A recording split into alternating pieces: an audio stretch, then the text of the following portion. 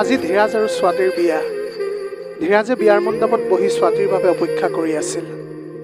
অলপ পিছতে পণ্ডিতে কইনাক আনিবলৈ ক'লে। তেতিয়া ধীৰাজে ব্যাকুলতাৰে সেইফালে চাবলৈ ধৰিলে, যিফালৰ পৰা কইনাজনী আহিব। অলপ পিছতে কইনাজনীয়ে তাইৰ লগৰীবিলাকৰ লগত লাল ৰঙৰ সাজেৰে লাজ লাজকৈ আহি মণ্ডপৰ ওচৰত ৰলহি। যেতিয়াই তাই ধীৰাজৰ ওচৰত বহিছিলহি, তেতিয়া ধীৰাজে একেবাৰে আনন্দত মতলীয়া হৈ উঠিছিল। ধীৰাজে তাৰ কইনাজনীৰ পৰা চকু আঁতৰাবই পৰা নাছিল। পবিত্ৰ অগ্নিৰ সন্মুখত মন্ত্ৰ উচ্চাৰণৰ মাজে মাজে লাহে লাহে ইজনে সিজনৰ হৈ গৈছিল। এই যাদুকৰী মুহূৰ্ত তেওঁলোকৰ দুয়োৰে মনত চিৰদিনলৈ সজীৱ হৈ ৰ'ব, কাৰণ এইটো সময় তেওঁলোকৰ জীৱনত আকৌ কেতিয়াও ঘূৰাই নাপায়। সেয়েহে তেওঁলোক দুয়োৱে এই মুহূৰ্তটো সুখেৰে উপভোগ কৰিবলৈ বিচাৰিছিল। এনেকৈ চাওঁতে চাওঁতে হাঁহি ধেমালিৰ মাজেৰে বিয়াখন সম্পন্ন হৈ গ'ল আৰু স্বাতী বিয়া হৈ নিজৰ শহুৰেকৰ ঘৰ পালেগৈ। স্বাতীৰ শহুৰেকৰ ঘৰত এটা ডাঙৰ যৌথ পৰিয়াল আছিল। এতিয়া স্বাতীৰ শাহুৱেকে এজন এজনকৈ সকলোৰে লগত বোৱাৰীয়েকক চিনাকি কৰাই দি আছিল, আৰু এতিয়া স্বাতীয়ে হাউলি হাউলি ডাঙৰৰ ভৰিবিলাক চুই আছিল, যাৰ ফলত হাউলি হাউলি তাইৰ কঁকাল বিষাই গৈছিল। কিন্তু ভাগৰৰ মাজতো ল'ৰা ছোৱালীবিলাকৰ ফূৰ্তি আৰু চিঞৰ বাখৰে তাইৰ মনটো একেবাৰে ভৰাই তুলিছিল। তদুপৰি বৌৱেক আৰু ননদৰ খুহুতি আৰু ধেমেলীয়া কথাবিলাকে তাইৰ মনটোকো হহুৱাই গৈছিল। শাহুৱেকে স্বাতীৰ কষ্ট আৰু ভাগৰ লগা দেখি অলপ সময়ৰ পিছত বোৱাৰীকক জিৰণি ল'বলৈ কোঠালৈ পঠিয়াই দিলে। স্বাতীয়ে এতিয়া নিজৰ কোঠাৰ বিচনাত কঁকাল চিধা কৰি ভাবি আছিল যে কিমান ধুনীয়া এই পৰিয়ালটো, য'ত নতুন কইনাজনীৰ ভাগৰ লগা কথাটো শাহুৱেকে বুজি পাইছিল আৰু তাইক আৰাম কৰিবলৈ পঠিয়াই দিলে। ইফালে ধীৰাজৰ মনটো প্ৰথম নিশাৰ বাবে বৰ ৰোমেণ্টিক হৈ আছিল। ফুলশয্যাৰ নিশাৰ আনন্দত সি দুদিনৰ পৰা ভালকৈ শুবও পৰা নাছিল, আৰু আজি তাৰ চকুত মিলনৰ হেঁপাহ ফুটি উঠিছিল। ফুলৰ সুগন্ধি আৰু নানা ৰঙৰ পোহৰে গোটেই কোঠাটো ভৰি আছিল, আৰু ধীৰাজৰ মনটোৱে সেই ক্ষণৰ বাবে অপেক্ষা কৰি আছিল। যিমানে আন্ধাৰ হৈ আহিছিল, সিমানে ধীৰাজৰ উৎকণ্ঠাবিলাক বাঢ়ি গৈছিল যে কেতিয়া কোঠাৰ ভিতৰৰ কইনাজনীৰ ওচৰলৈ যাবলৈ পাৰিম। তেতিয়াই তাইৰ ডাঙৰ বৌৱেক কল্পনাই তাক ইংগিতেৰে মাতিলে। তেতিয়া তাৰ শুই থকা কামনা আকৌ জাগি উঠিল। সি একেজাপে বৌৱেকৰ ওচৰ পালেগৈ। তেতিয়া তাৰ বৌৱেকে ক'বলৈ ধৰিলে যে ধীৰাজ, এতিয়া গোটেই ৰাতিটো তুমি ইয়াতে বহি কটাবা নেকি? যোৱা এতিয়া তুমি তোমাৰ কোঠালৈ, নতুন কইনাজনীয়ে তোমালৈ বুলি অপেক্ষা কৰি আছে। ধীৰাজে তেতিয়া মিচিকাই হাঁহি কোঠাৰ ফালে আগবাঢ়িল। তেতিয়া আকৌ কল্পনাই তাক ৰখাই ক'লে, আৰে ৰ'বা, তুমি ইমান দৌৰা দৌৰি কিহৰ? তুমি এতিয়া কোৱা মোৰ উপহাৰটো ক'ত? মোৰ বাবে কি তুমি একো নাই অনা নেকি? ধীৰাজে তেতিয়া মূৰটো খজুৱাই ক'লে যে বৌ, উপহাৰৰ কথাটো কালিলে পাতিলে নহয় নেকি? এতিয়া মোক ভিতৰলৈ যাবলৈ দিয়া না, মোৰ এতিয়া বৰ ভাগৰ লাগিছে। কল্পনাই হাঁহি মাৰি ক'লে যে মই জানো তোমাৰ এতিয়া কিহৰ ভাগৰ লাগিছে। এতিয়াই মোৰ উপহাৰটো মোৰ হাতত দিয়া, তাৰ পিছতহে তুমি তোমাৰ ৰুমলৈ যাবলৈ পাৰিবা। ধীৰাজে মিচিকিয়াই ক'লে, তোমাক কি লাগে? কল্পনাই ক'লে, উপহাৰ কি খুজি লয় নেকি? উপহাৰ মনৰ পৰা দিয়া হয়। ধীৰাজে তেতিয়া মুখখন ভাঁজ কৰি ক'লে, আৰু যদি মনে নিবিচাৰে তেতিয়া? কল্পনাই মিছা খং কৰি ক'লে, এইটো আকৌ কেনেকুৱা কথা হ'ল? তোমাৰতো এইটো এটা বাহানাহে। ধীৰাজে তেতিয়া লাহেকৈ ক'লে, বৌ, মই তোমাৰ বাবে উপহাৰ আনিবলৈ পাহৰিলোঁ, এতিয়া মই কি কৰোঁ? কল্পনাই মিচিকাই হাঁহি ক'লে, আৰু যেতিয়া সকলোৱে সুধিব দেউৰে কি উপহাৰ দিলে বুলি, তেতিয়া মই সকলোকে কি ক'ম? সেইবাবে আজি উপহাৰটো তুমি নিশ্চয় দিবই লাগিব। ধীৰাজে তেতিয়া হাঁহি মাৰি পকেটৰ পৰা সৰু পেকেট এটা উলিয়াই বৌৱেকৰ হাতত দিলে।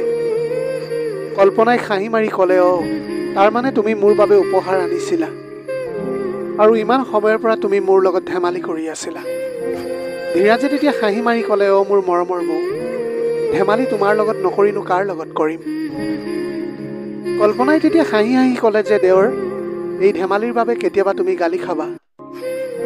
এনেকৈ কৈ কল্পনাই হাঁহি হাঁহি তাৰ পৰা আঁতৰি গুচি গ'ল, আৰু ধীৰাজে মিচিকিয়াই নিজৰ কোঠাৰ ফালে আগবাঢ়িল। তেওঁ এতিয়া কোঠাৰ ভিতৰত প্ৰৱেশ কৰি দেখিলে যে তাৰ নতুন কইনাজনী ৰঙা সাজেৰে দীঘলকৈ উৰণি লৈ বিচনাত বহি আছে। গোটেই কোঠাটো ফুলেৰে সজোৱা আছিল। বিচনাত ফুলৰ পাহিবোৰ সিঁচৰিত হৈ আছিল। ধীৰাজে এতিয়া লাহেকৈ দৰজাখন বন্ধ কৰিলে। সি প্ৰেমৰ সাগৰত সাঁতুৰিবলৈ অস্থিৰ হৈ পৰিছিল। নতুন কইনাজনীৰ যৌৱনৰ ৰস পান কৰিবলৈ সি এতিয়া একেবাৰে ব্যাকুল হৈ উঠিছিল। এতিয়া তাৰ দেহৰ প্ৰতিটো অংগই প্ৰেমৰ খেল খেলিবলৈ প্ৰস্তুত হৈ আছিল। সি আগুৱাই গৈ কইনাৰ ওচৰৰ বিচনাখনত বহিল। কিন্তু এইবিলাক কি? বিচনাত বহাৰ লগে লগে চাদৰৰ তলৰ পৰা কিবা বেলেগ ধৰণৰ শব্দ শুনিবলৈ ধৰিলে। সি তেতিয়া একেজাপে বিচনাখনৰ পৰা উঠিছিল আৰু চাদৰখন গুচাই দেখিলে যে গোটেই বিচনাখনতে পাপৰ মেলি থোৱা আছে।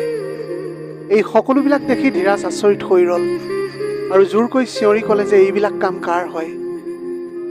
এতিয়া ধীৰাজৰ চিঞৰ শুনি কোঠাটোৰ বাহিৰৰ পৰা হাঁহিৰ খিলখিলনি শুনিবলৈ পাইছিল সি। ধীৰাজে এতিয়া খঙেৰে দৰজাখন খুলিছিল। তেতিয়াই সি বাহিৰত দেখিলে যে ঘৰৰ বহুতো সদস্যই মুখত হাত দি হাঁহি আছিল। ধীৰাজে তেতিয়া কিবা এটা কোৱাৰ আগতে সকলোবিলাক তাৰ পৰা দৌৰি পলাইছিল। ধীৰাজে বিৰক্তিৰে আকৌ দৰজাখন বন্ধ কৰিলে আৰু লগে লগে কইনাৰ ওচৰলৈ আহিছিল। তাৰপিছত মূৰটো খজুৱাই পত্নীক ক'লে যে শুনা না, তুমি অলপ তললৈ নামা, মই এইবিলাক ঠিক কৰি লওঁ।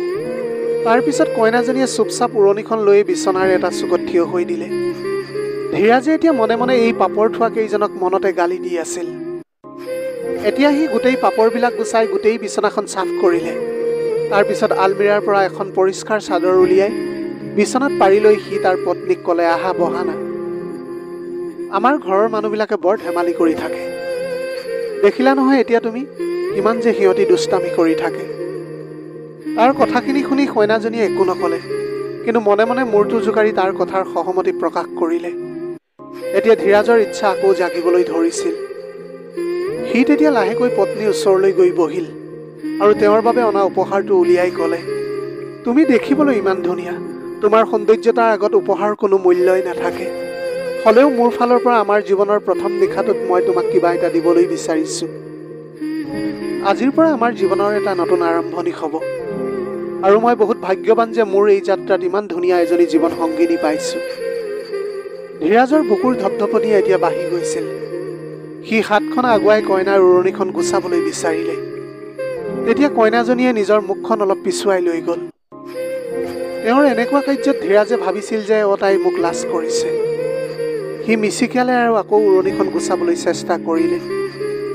২-৩বাৰ প্ৰয়াস কৰাৰ পিছত ধীৰাজে তাৰ নতুন কইনাজনীৰ উৰণিখন গুচাই দিলে। কিন্তু এয়া কি? কইনাৰ মুখখন দেখিয়ে সি চক খাই উঠিল আৰু কইনাৰ সাজত থকা তাৰ ভনীয়েকে হাঁহিয়েই বিচনাৰ পৰা নামি আহিল আৰু লগে লগে দৰজাখন খুলি দিলে।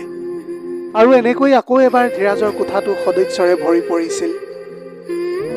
সকলোৱে এতিয়া হাঁহি হাঁহি বাগৰি পৰিছিল আৰু ধীৰাজৰ মুখখন খঙত একেবাৰে ৰঙা পৰি গৈছিল। খঙতে তাৰ মুখৰ পৰা একো শব্দই ওলাই অহা নাছিল। তাৰ পিছতে ধীৰাজৰ মাকে আহি ধীৰাজৰ সৰু ভনীয়েকৰ কাণত ধৰি ক'লে, ধেমালি বহুত হৈ গ'ল, এতিয়া ধীৰাজক আৰু আমনি কৰি নাথাকিবি।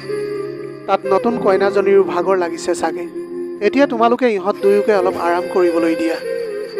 মাকক দেখিয়ে সকলোৱে শান্ত হৈ গ'ল আৰু ধীৰাজৰ বৌয়েকে ক'বলৈ ধৰিলে, মৰমৰ দেউৰ, খং নকৰিবা, আমি এতিয়াই তোমাৰ অৰিজিনেল কইনাক আনি আছোঁ।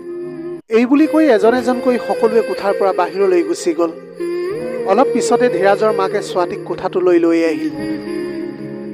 ছোৱালীয়ে এতিয়া দীঘল উৰণি লৈ কইনাৰ সাজত একেবাৰে জিলিকি উঠিছিল।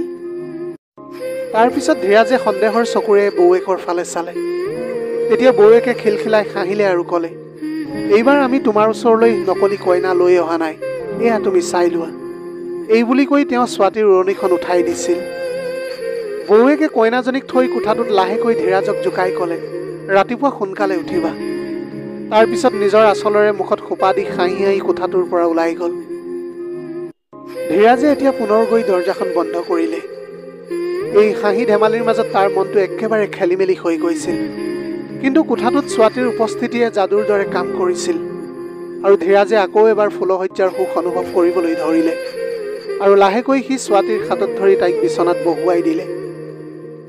তাৰপিছত দুয়োৱে দুয়োকে উপহাৰ দিলে। বহুত কথা পাতিলে তেওঁলোকে আৰু কথা পাতি পাতি দুয়োৱে কেতিয়া ইজনে সিজনৰ মাজত সোমাই গ'ল গমেই নাপালে। প্ৰিয় দৰ্শক, এয়াই আছিল আজিৰ কাহিনীৰ ভাগ। আজিৰ ভিডিঅ'টি কেনেকুৱা লাগিলে জনাব। যদি ভাল লাগিল তেনেহ'লে লগৰ বন্ধু বান্ধৱীসকলৰ মাজত শ্বেয়াৰ কৰিবলৈ নাপাহৰিব। আপোনালোকৰ গোটেই জীৱনটো হাঁহিৰে উপচি পৰক। পাৰিলে দুখীয়াজনক অলপ সহায় কৰিবলৈ চেষ্টা কৰিব। আপোনালোকৰ অকণমান সঁহাৰিয়ে যদি কোনোবা এজন দুখীয়াৰ জীৱনটো সলনি কৰিবলৈ পাৰে, তাতকৈ পুণ্যৰ কাম আৰু এই পৃথিৱীত একোৱেই হ'ব নোৱাৰে। Have a nice day.